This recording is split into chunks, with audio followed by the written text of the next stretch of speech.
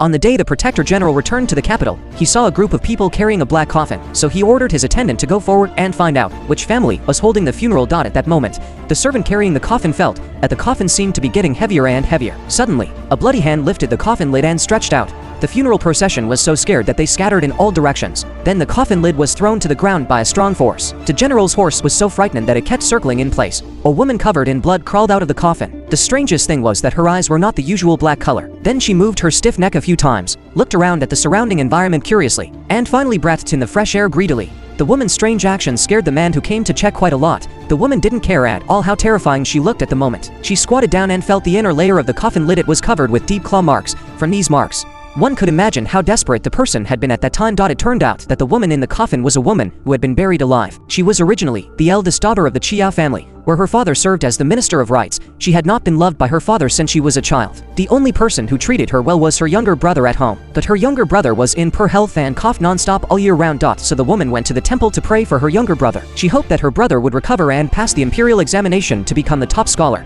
But she didn't know that a female ghost was suppressed in this dilapidated temple. 10 years ago, this female ghost had been a top courtesan in a brothel.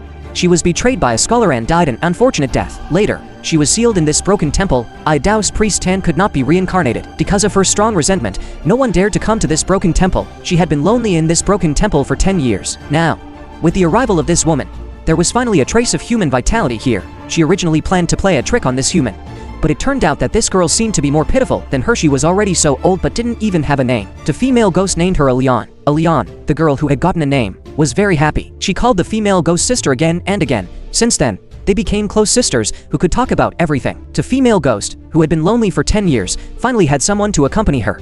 Every day, the younger sister would come back chattering to share interesting things with the elder sister. And the elder sister had not felt such vivid vitality for 10 years, but there was no never-ending feast in the world. As the daughter of the Minister of Rights, the younger sister had to return to the capital. She never expected that this separation would be permanent. Half a year later, the younger sister's obsession or soul returned to the temple. She was covered in blood and could barely speak. No one knew what had happened to her after she went back.